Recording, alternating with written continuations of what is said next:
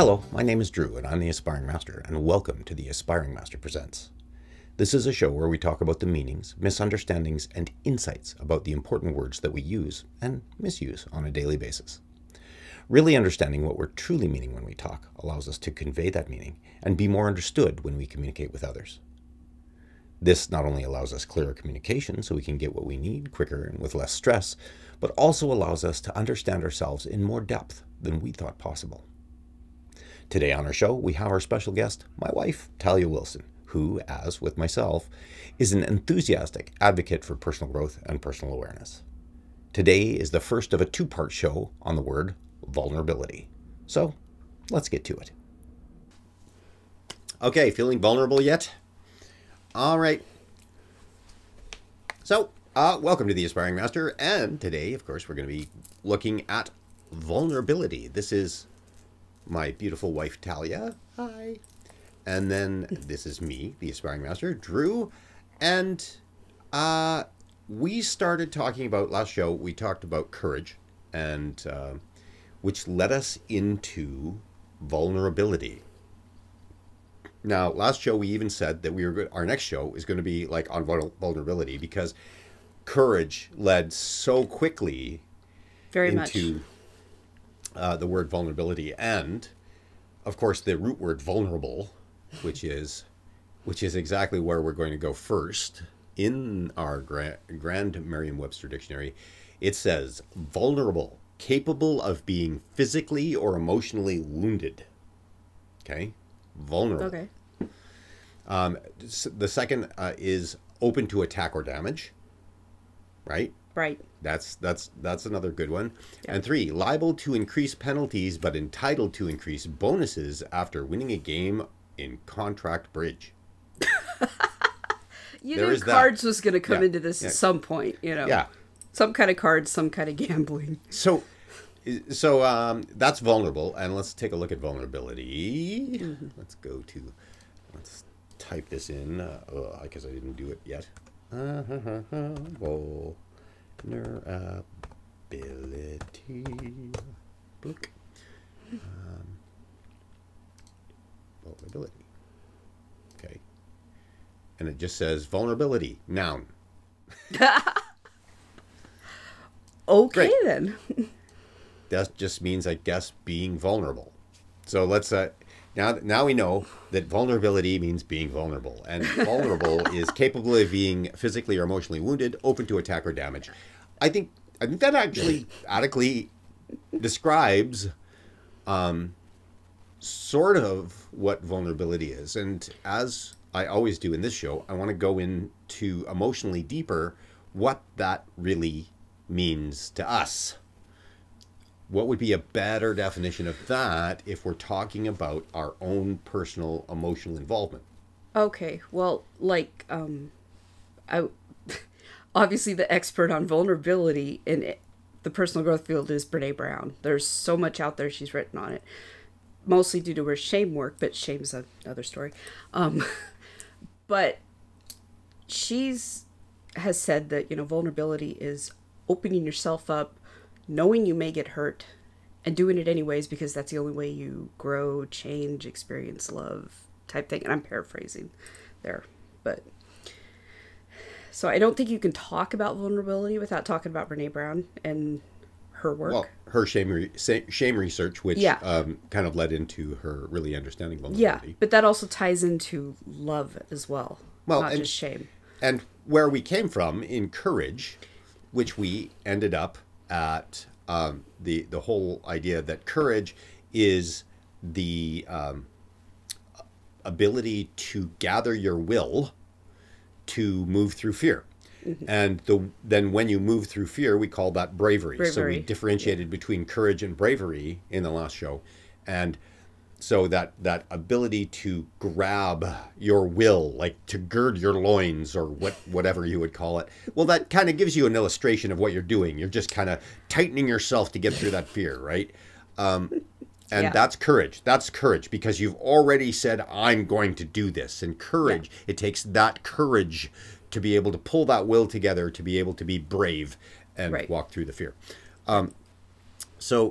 But what we were saying is, what is the fear?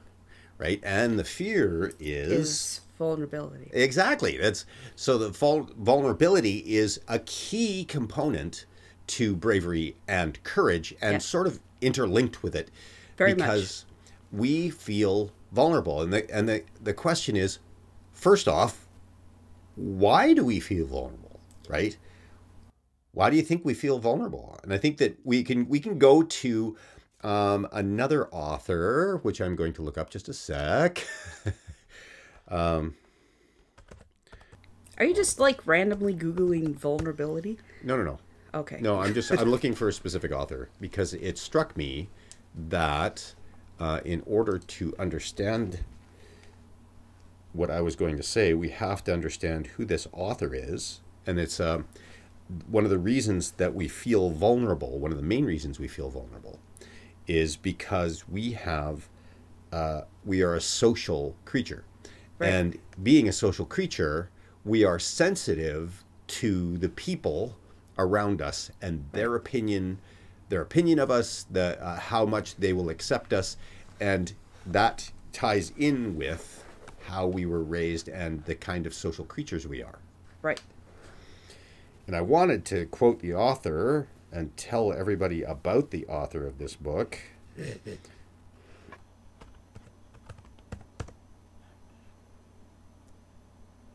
Yeah, there it is. What? It's called Matthew D. Lieberman. It's the first thing that Oh, came up. right, that guy. That guy. We talked about him, or Therese talked about him, or somebody talked about him before. Yeah, I did. I was the one that brought him up. Yeah, no, I remember that. Can't remember what show that was, but yeah. Yeah, it's Matthew Lieberman. Okay. Yeah. Yep. Okay, so I'm going to get back to the point that I was talking about. That we're social Yeah, creatures. one of the reasons that we are vulnerable, or that we feel vulnerable, is that we're born social creatures. For those people that have never heard of him, Matthew D. Lieberman is a scientist that wrote this book called Social: Why Our Brains Are Wired to Connect. And he did a lot of research into that to find out that we're hardwired to connect to other people. And part of our vulnerability is we grew up wanting to please everybody because that serves us. It fills us with and fills our needs, gets our needs met, makes us if we socially connect to our mothers, which is what we do initially as children, because we're defenseless, we rely on other people, that our brains are actually wired to socially connect with infants and other people to be able to get our needs met. And so what happens when we grow past that, when we grow into adults, and we find that rejection hurts, right? So when we put ourselves out there and we're rejected, it hurts. And when we have that, it becomes a wound, and then we feel vulnerable in that area. And socially, that happens. If we are, say, we're not just part of the norm. Say we're the black sheep of the family. We've all heard that saying, right? I'm the black sheep of the family. And in being the black sheep, you don't fit into the social construct in the family. And so on one level, you may be ostracized. And if you're ostracized in that area, then you're worried about other people ostracizing you. And so you become, what I would say, is vulnerable to pain. And socially, we have a lot of vulnerability because we want to fit in and we want to connect. And so this is one of the reasons that we are so vulnerable. So one of the reasons that we're so hooked into being, which of course is capable of being physically or emotionally wounded. Mm-hmm. So that the reason that we're so vulnerable on a lot of levels is because we need to connect to other people, and we're worried about not connecting to other people. Right. And but also, when we think about vulnerability, we say, okay, fear. Right? Fear of what? It is a fear, I would think, but the fact that I think vulnerability, you're trying to share your fears, or you're willing to walk through fear to share parts of yourself. Like if you're example, if you're in love with someone, Right. and okay, am I saying it too soon? When's the right time to say it? Type thing. Okay, so you feel vulnerable taking the chance of saying it to your partner or whomever, knowing that they may reject you. Right. That's being vulnerable. But again, there's an element of fear attached to that. So I don't know if that's what you meant, but... Well, let's take a look at it from the social standpoint. So the fear would be being rejected, not getting our needs met. And what is our need? Our need is to connect, to be a part of, right? Yeah.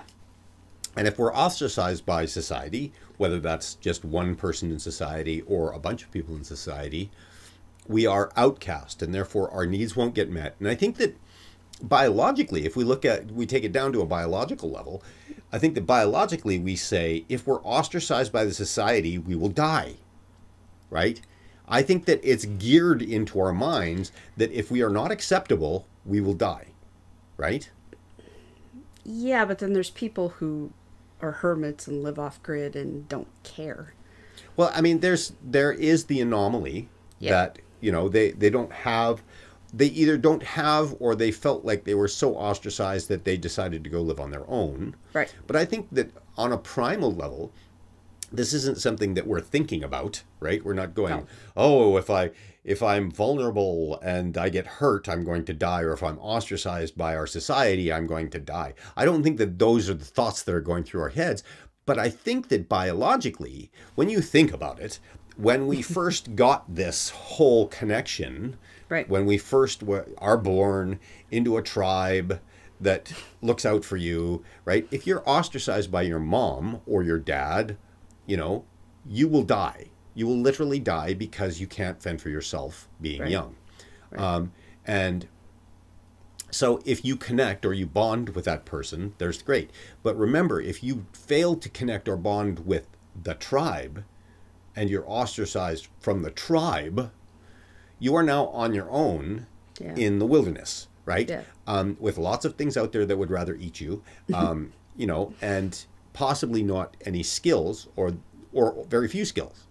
Okay, now this is going to be totally not feasible. But just imagine, you grew up, you're in a tribe, and you are a nerd, right? Now, and when you're a nerd in a tribe, you figure out new ways to wrap your spears so that it flies farther or whatever, right? Okay, no, just listen to me, okay? I've got to complete the story. I know, but I'm not sure we should be using the word tribe. Okay, but I'm talking about way back when it was all tribal, right? Okay. So you're a nerd, you're in the tribe, you don't really know how to hunt and gather, you don't know anything like that. All of a sudden, you can't connect socially to the people in the tribe. And then you're ostracized. So you're afraid. So say maybe you have a penchant for invention, right? Say you're a penchant for invention. Okay. You love inventing new things, right? I see where this is going. The tribe hates new things, right? Mm-hmm. And just now you're being ostracized. Now it's just like, get out, you're ruining, our social contract. You're gone. Well, now you're somebody that has no hunting gathering skills, completely ostracized by the tribe. So on a level, this person is vulnerable to being ostracized by the tribe, knowing full well that if he or she puts their stuff forward, because they've done it in the past and been frowned upon, right? Mm-hmm. If they put their ideas forward, they'll get booted out of the tribe, the possibility of booted out of the tribe. That's vulnerability. You are now afraid of getting booted out of the tribe. So you cover everything up and you make sure that you're fine. You put your armor on. You don't go against the grain in order to be able to fit in. And I think that the reason that I said that story is because when we're talking about vulnerability and our base vulnerability from way back when, I think that it really does come down to, if I'm ostracized by society, people, I won't get a mate. I won't get, I won't get my needs met by other people. There's a whole bunch of just base stuff, I think, that we feel in that. Yeah, but I think that's kind of an extreme interpretation of it, because I think most people, when they think of vulnerability, it's more on an emotional level. Of course. And it's like, you know, the whole, well, there's only certain things I'll share with my partner per se, you know, type thing. And okay, I can be vulnerable with this person because I either live with them, I trust them, or, you know, you love them or whatever. This moves us into that whole idea of, is it vulnerability when you're with somebody that you know will not hurt you at all anymore? Yes. Right? Yes. It's vulnerability to other people, but is it to that person? Yes. Really? Yes. Huh. It is. It's the whole thing of being, sorry to go there, naked with someone. Mm-hmm. Knowing that when you're, well, actually asleep, it would be a better way to put it. You're asleep, you are defenseless. You know, the house could burn down, you may not get out, someone could bust in and try to stab you, you know. But you're choosing to be completely defenseless with another person sleeping in the same bed. You know, you can't tell me that's not vulnerability. Well, I mean, I do believe that you are, if perceived, okay, I can tell you that I do not feel like I'm vulnerable when I'm sharing with you, right? I don't feel vulnerable because I'm not scared of anything going wrong there. I'm not, it's not sitting in the back of my mind going, I could get hurt here if I do this, right?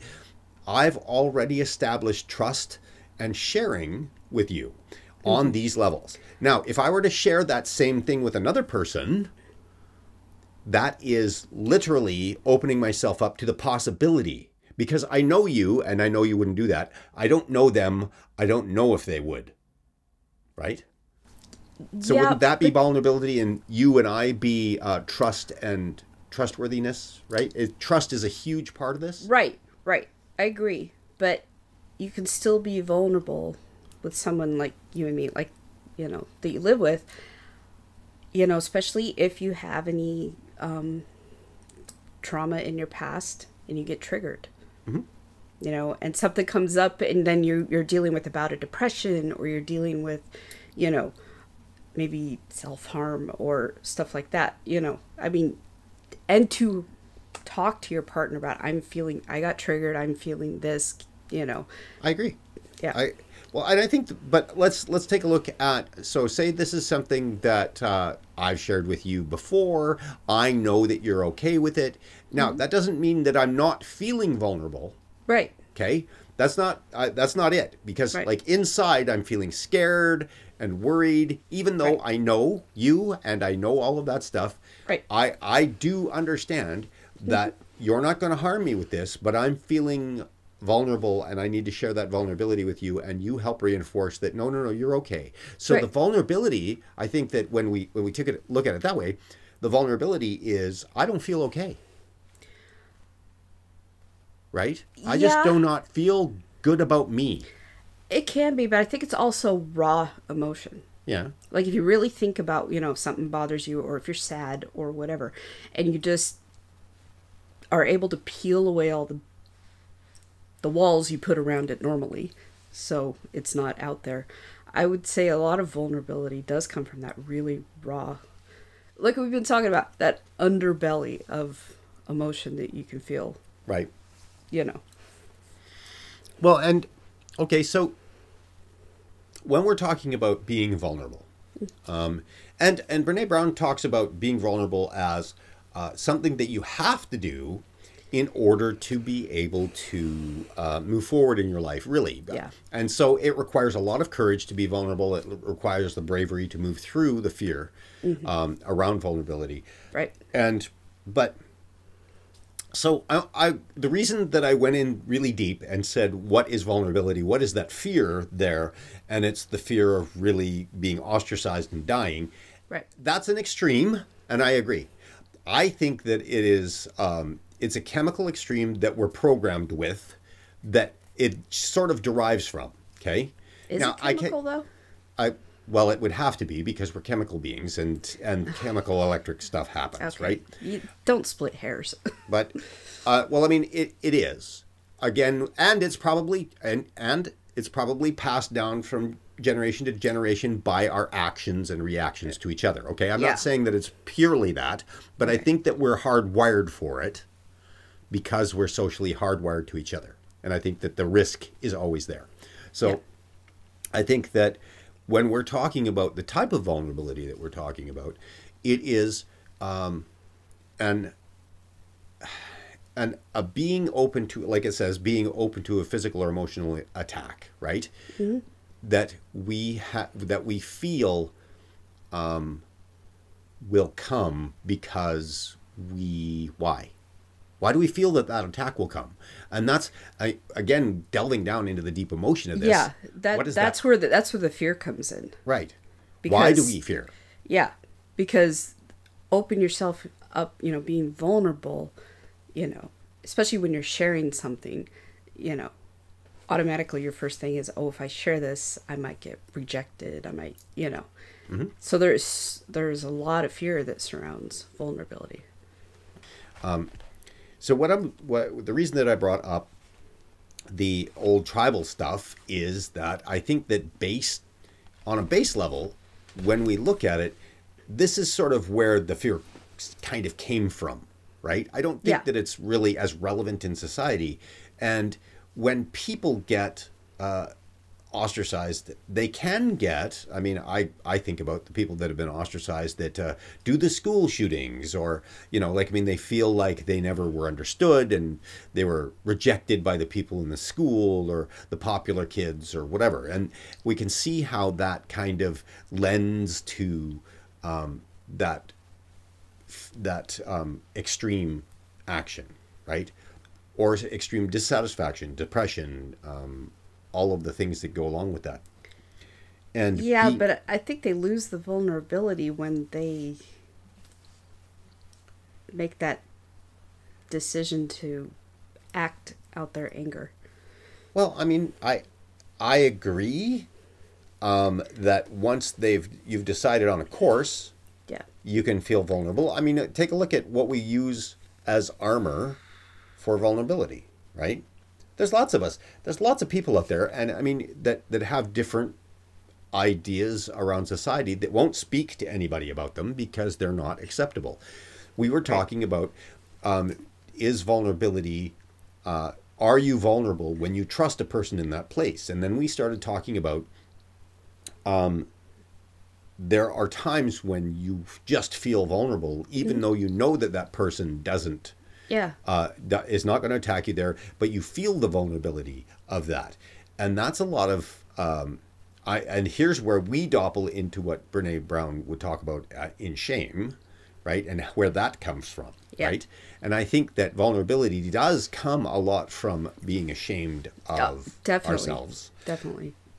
And I think that it does really lend to the fact that we have to gird ourselves into being vulnerable with other people because we are so scared of, and it, to me, really, I mean, I know for me, it's a fear of rejection. I do not want to be rejected. Of course, why I take it down to that next level from that is I go, well, what will rejection do? Right? That's what my brain Right. does that other brains don't do, right? You just go, I'm fear of being rejected. Took, end of statement. Whereas I go, why am I afraid of being rejected? What does that mean? Right?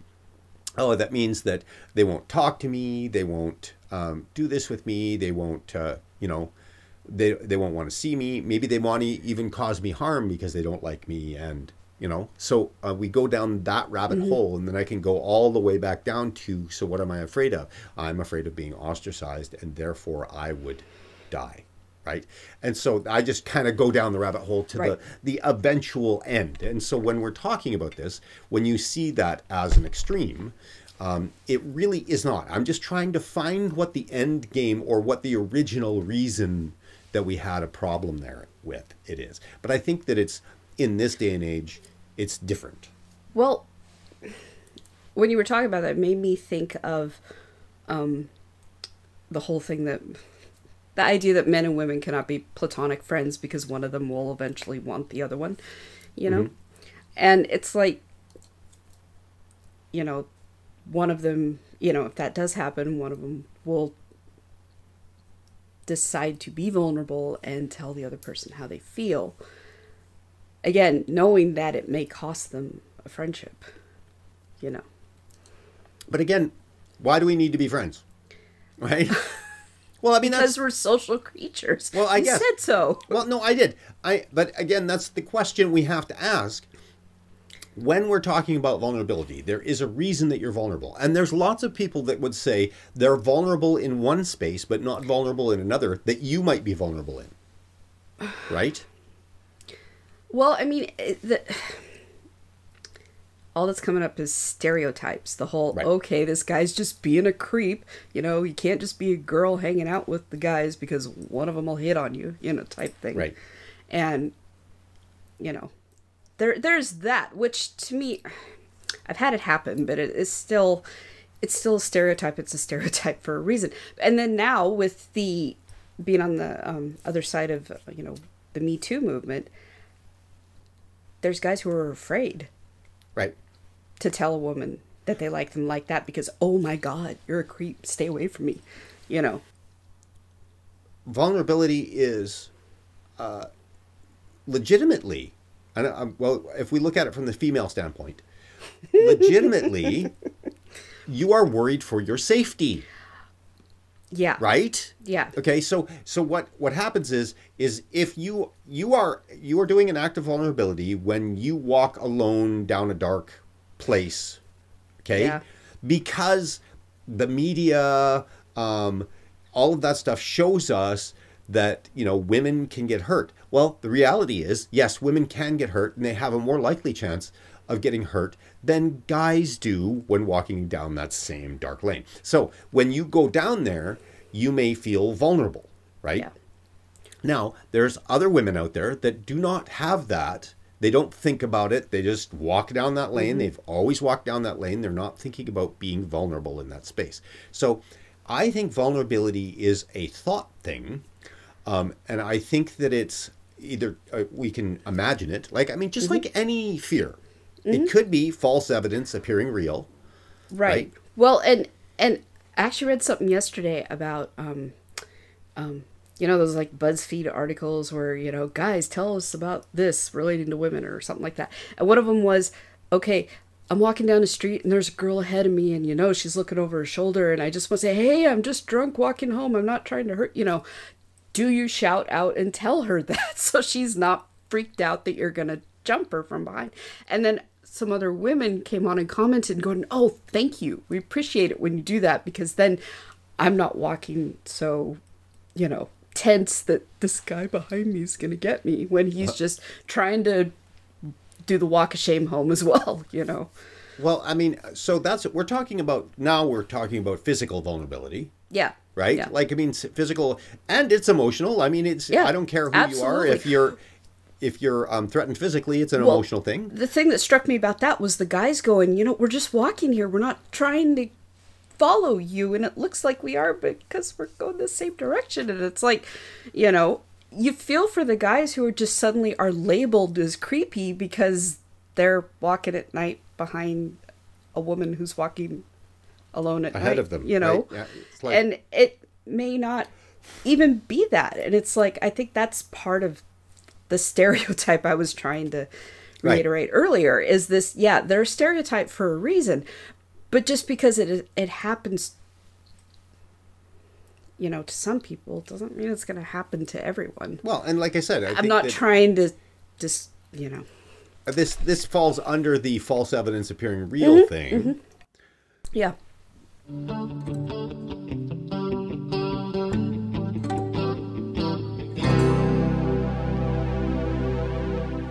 So when we look at vulnerability as a fear, right? Mm-hmm. Being afraid to be vulnerable. And I mean, the only reason that I have sort of a trouble with this word is vulnerability is a fear itself of attack or ridicule. Yeah. Now, ridicule being a social thing, so that's a social wound. Yeah, really. It can also be a love related to love, you know. Right. Because, you automatically think of rejection. You don't, you know, it's one thing to be rejected. It's another thing to be rejected and then ridiculed on top of that. Why are you saying this now in our relationship? Why would you say this now? This is silly. We haven't been together long enough. I only say I love someone when they've been through something major with me, that kind of thing. So it's not always just about, when it's with love stuff, it's not just about being rejected. You can also still get ridiculed. Right. Well, and vulnerability, like I said, goes hand in hand with trust, right? Trust is an absolute necessity to be able to be vulnerable with another person. And if you're being vulnerable, what are you doing? You're taking your armor off. Yeah. And or showing yourself, the true self. And also choosing to be vulnerable with someone can be an indicator of whether or not you can trust them. If you tell them something important and they ridicule you, well, obviously you're not going to trust that person.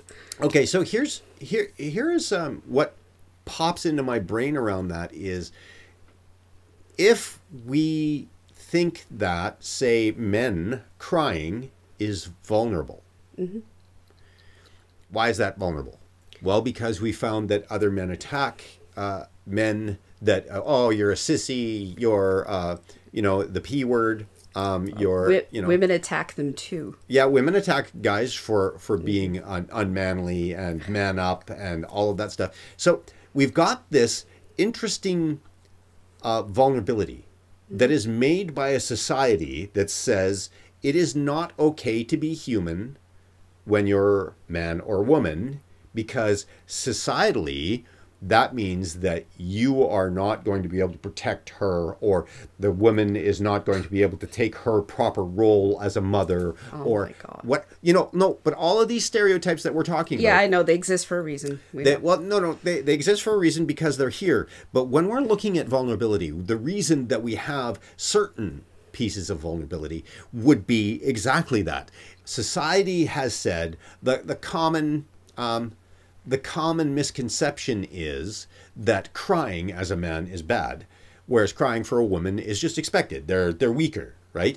And there's an assumption of not being human. We don't know as a society how to accept other people as human beings, that they hurt, that they feel shame, that they, that they need help. I mean, our society in general has a problem with mental health, big problem with mental health right now. Yes. And that mental health is partly exacerbated by the fact that society has all of these unspoken contracts, or even spoken contracts, that are against humanity, the humanity of the people. Yes. Right? Because I don't care who you are, you get sad, you want to cry, you get hurt. Now, whether that's emotionally or physically, right? And it's like, but being ridiculed by other people for showing these emotions, showing what we would consider vulnerabilities, and they really only are vulnerabilities because people do attack them. Yeah. Right? And when you feel attacked in I'm trying to get the word. It's because I want to say in an emotionally vulnerable state, but I think that it's a different word. When you are in emotional turmoil, and you are confused about self, I guess would probably be the best way that I could put this. You're confused about how you feel about yourself, really, I think. And another person attacks you while you're in there. It hurts even more because you're already hurting. Yeah. You're expressing your pain. Yeah. And when you are expressing your pain, and this is the key that I've been searching for through this entire conversation. When you are expressing your pain, because we all feel pain. And when we are expressing our pain, when we share our pain, if we are ridiculed, if we are attacked for sharing our pain, we feel that pain is wrong. And so we feel we are wrong for having that pain, that we shouldn't have that pain. Those people tell us we shouldn't have that pain, or that reaction tells us we shouldn't have that pain. So the vulnerability is really when you're expressing pain, right? when you're expressing pain or fear. What? Not entirely, because expressing that you love someone, you know, why would that be painful? You know, I know there's fear attached to that a lot. Yeah, tons of fear. Yeah. But at the same time, it also seems like vulnerability is the thing that was going through my head when you were saying that was, okay, vulnerability in a sense is tied to self-worth. Right. Or self-acceptance. Right. You know, so you take down your armor and try to share it with someone to see if they accept you. Well, you're looking for a reflection. Well, and here's this is where we're going to fall back on the whole shame thing here, because it's intrinsic to this. It is intrinsic. Yeah, you can't really separate the two. You are already ashamed of yourself. You already feel that you're not good enough. And so what happens is when you're expressing that emotion, you're looking for validation from out there. You don't feel validated inside. I mean, I know that I don't. I know I have those spaces where I don't feel validated. And I go out there and I see the reflection of other people or misinterpret the reflection of other people. Remember, part of it is just my perception. Yep. And I hurt. And so I am looking at being vulnerable, but sometimes I'm not really being vulnerable. Sometimes I'm only expressing stuff, looking for other stuff to come back to me. And that's still can be considered vulnerability. I agree that it can, but there's a difference. When you have an agenda, right, of expectation of what you should be receiving. Oh boy. Right? And this brings me back to nice guy syndrome. Oh boy. Nice guy syndrome, because there's lots of nice guys out there, and they're good people, and it's not like they're not, but they're going, but I sacrificed everything. I'm such a nice guy. How could you not want me? Right? If you're pulling that line and saying, but I'm the nice guy and you don't appreciate me, you're probably not a nice guy. Well, I disagree, because I was a nice guy. Now, listen, the reason that I say this is if your response to a woman who rejects you is, you're never going to find another guy like me. I'm so I'm sorry, you're not a nice guy. If you can't handle rejection like that, give me a break. I agree. Now here is just an absolute great example. Okay? An absolute great example of how society treats certain types of people. Okay? So if a guy says that, now you're pigeonholing all those guys into that. Now, wait a minute. Okay? You've already got a preconceived notion of what is happening. That is not true, because when I was younger, I was a very nice person. Now, I never... You're not now? No. I'm completely deplorable now. But back when I was younger and more innocent, I was looking for acceptance. Okay? Yeah. I really needed it, because I was rejected all through my childhood by pretty much everybody that was important to me. Right. And that is another long story of vulnerability that you guys don't get to hear. But I'm not trying to pigeonhole nice guys. It's the ones who, when you reject them, go ape with the "but I'm a nice guy" stuff, and you just don't know how to treat a good guy and all that. I mean, that doesn't scream nice guy to me. That screams insecure. I agree that when somebody states that, okay, that's all I was saying. In the way that you're saying it. Yeah, I wasn't trying to pigeonhole nice guys, because I do know they exist. Because the truth is sometimes with being a nice guy, you're going, but I've just given a whole lot of stuff here. I have done nothing but treat you well. And then they go, well, yeah, but you're just not my type, or whatever, right? And being hurt as a nice guy and trying to figure out why. I can tell you it's because unconsciously I had an expectation and a neediness that pushes people away, because I need you. Yeah. I need you, and I'm a hungry person. I need all of this attention because I didn't get it as a kid. It just pushed people away because it's just too much responsibility. Right. So I totally get that, and that's nice guy syndrome. And so when you were talking like that, I just go, but there are real nice guys. There are. There really are. And sometimes even will get frustrated at the end of the relationship and say things like that. Yeah. And they may not be that person that you're talking Yeah. about. But there are It's some. the ones that do a complete 180 in personality when they get rejected. That's what I was trying to say. Right. And it does happen to nice guys too, because It they does. get fed up because you're Yeah. now the 10th one that has said the exact same thing, right? Yeah. And they're now getting frustrated and angry Yeah.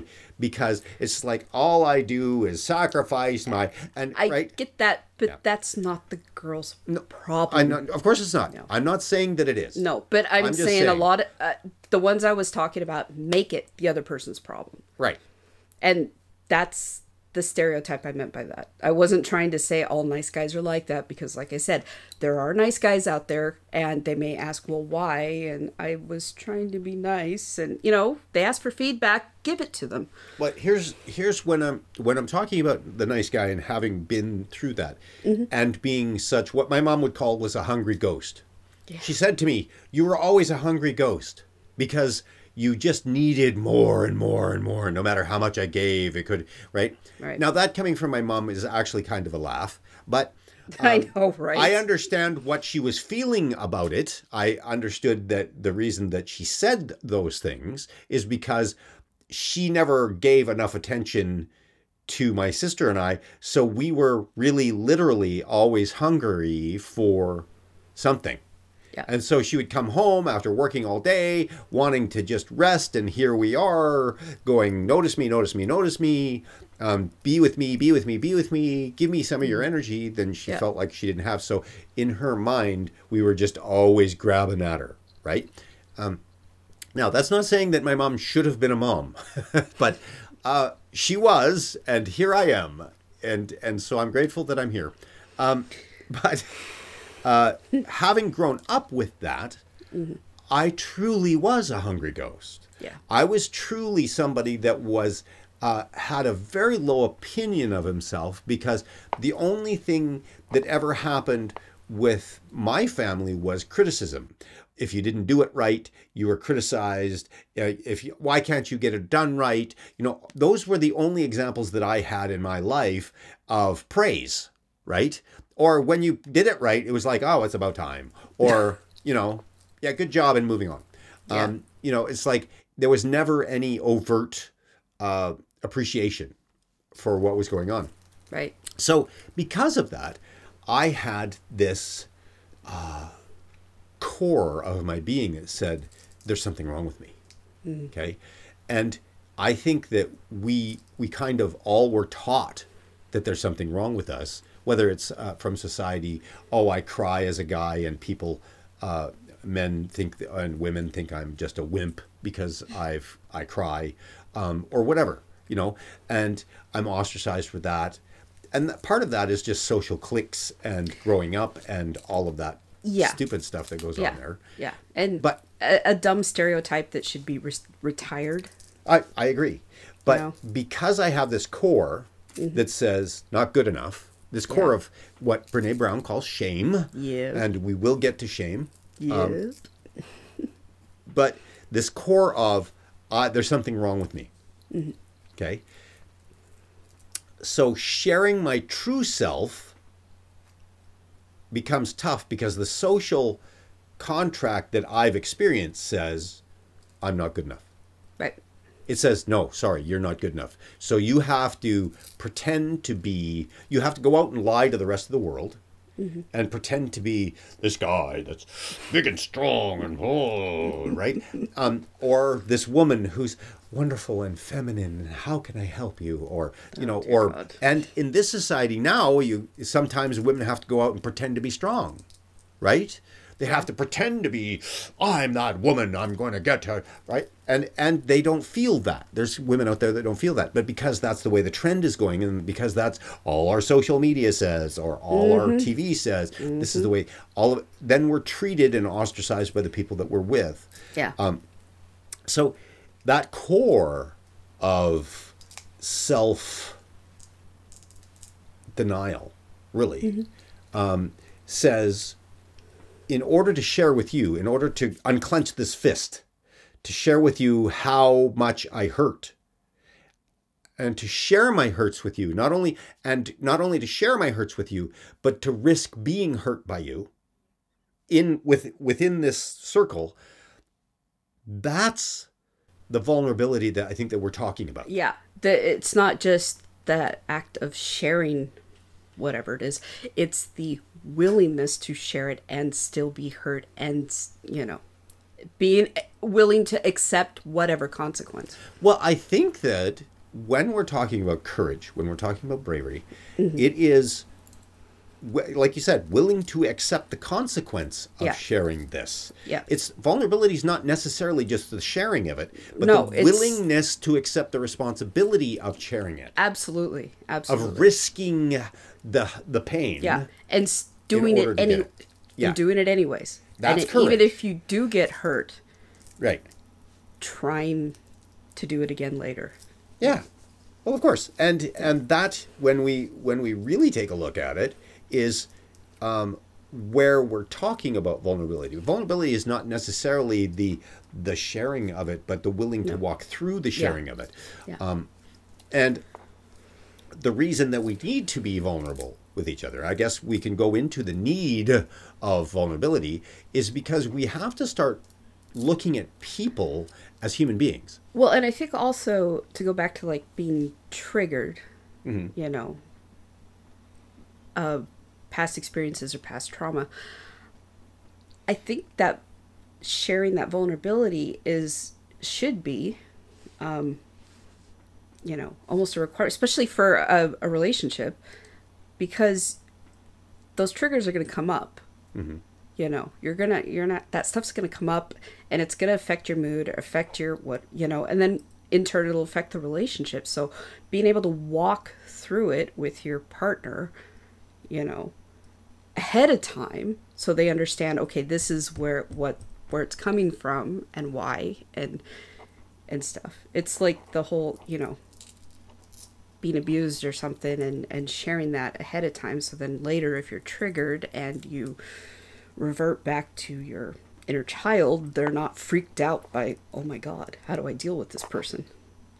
Well, we have a tough time, I think, that with vulnerability in general. And Brene talks about, in order for new ideas to happen, in order for us to progress, we have to be vulnerable. Yes. And I think that really being vulnerable in any sense of the word is the willingness to be really human, to express our real humanity as opposed to the social constructed humanity that we're supposed to be following.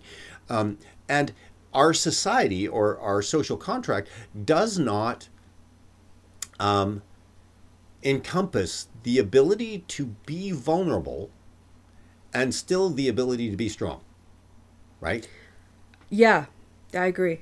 And I think like that a lot of people. Yeah, go ahead. Sorry. A lot of people. I don't know. A lot of people. The act of being vulnerable is perceived as a weakness. Yeah. And it's not. It's a strength. It is a strength. Like it literally has to be a strength. Yeah. Of course, because first off, it requires courage. Yeah. And bravery to be able to get there. Yeah. But also, we don't really understand within our social contract that the old concepts of humanity, the old concepts of male and female roles and gender roles specifically, have broken down to a point where now that we're oscillating back and forth. Now we're seeing women try to take on the men's role and men trying to take on the women's role, right? Like, I mean, we're trying to switch polarities instead of coming together and finding the true humanity in that state. And the vulnerability is that you, as a woman, have different chemicals popping through your system, and you will respond emotionally different to some things. I have the same thing. I've got different chemicals and I will respond emotionally different to some things. But our differences are far less than the things that overlap as a human. Okay? Right. We both feel pain.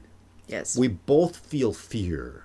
We both want to cry, enjoy as well as pain. Absolutely. And we both want to laugh, and we both and we both have different ideas of what, I mean, let's just go to sex, because what turns you on doesn't necessarily turn me on, right? And the ability to, in that moment, tell your partner, could you please try this or try that or do this or do that, or, don't, I mean, that's the big thing that if anything I've learned in that area of my life is, if something feels good, communicate it. If something doesn't feel good, communicate it. If you want them to do something, communicate it, because they're not mind readers, Of course. And it is awkward. You're naked, you're doing stuff, but dude, But, when we're talking, and the reason that I brought up the sex thing for this is because it's part of it is you're in a vulnerable state. Absolutely. Right? Yeah. But it's to show that as human beings, we all have differences, but we have the same reactions. And I don't care who you are. If you're the toughest macho man out there, you're going to get hit one day and it's going to hurt. But a lot of the times, the reason that we're the toughest macho men out there, and I think that Brené Brown talks about one guy who was, I think he was Goldman, the play researcher. He was talking about that he had anger issues all throughout his life, because when he was a kid, he went from like football in grade school to college football, or no, high school football, right? And he said he noticed that the players were way bigger than he's used to. They were hitting each other harder than he was, and he became afraid. It scared me. I was standing in line, and then the coach saw that I was afraid, and he called me out. He says, "Come on, don't be a P word. Get out there and hit that guy," right? And he said, what I did was I pushed all of that fear down and made it into a tremendous amount of anger and went right through that guy. And that's what I did for the rest of my life. I pushed all my fear, all of that vulnerability and fear and real things that we feel down, and just express the anger, because that's okay for men to do. Yeah. And so when I'm talking about the humanness, the big, huge macho guy, they felt fear at some point and felt lots of it. And they pushed it down and they angered through it. And that's what men are supposed to do, because that's way weird. And again, there is nothing wrong with having the capability or the tool to be able to use that, because it is a really good tool to be able to go, right? That's courage and bravery when you know it's a tool. But when you do it to stop being vulnerable, when you do it to please others so that you're not teased because you feel bad about yourself for having that feeling, and that's shame. I feel bad because I have that feeling. Instead of acknowledging that you are human and we all have those feelings, it becomes that driving force that becomes anger, which is the school killings, and which is in the extreme. Yeah. Well, I mean, that's why if a guy makes me mad, I try my damnedest not to use that word, because I mean, I will call them you name it. But the connotations of calling someone the P word, it's like, it is such a thing to do to a guy. It is such a P word thing to do. It really is, because I mean, dude, if this is the thing I don't get, why women ridicule men. We feel these feelings, you know. Men feel the same feelings, maybe in different ways, and they manifest differently. But if we can feel them, men can feel them too. So why the hell would we tell a guy he's not a man enough because he's sad, because some movie made him cry? And I'm sorry to call my dad out on that, because my dad cries through everything. But who cares? That doesn't make my dad a P word, because you have to give him a roll of paper towels before you watch Fried Green Tomatoes. You know, but that's the thing. That's why I don't get women doing that to men, because if we feel it, they feel it. It was like the whole body positivity. Remember making some comment to my ex-boyfriend Ken about, oh yeah, I feel kind of fat, and because I've always had the big butt, and he goes, well, kind of worried about my, you don't think men have those issues too about how they look, or is these jeans make my butt look too big? It's like, and it was just like, I was like mid-20s, so I was like mind blown. I'm like, no one ever told me guys had that issue. Well, yeah, I mean, we have like, body positivity issues all the time, right? But then it makes sense that, oh, well, if women can feel that, obviously men would, because they're still human.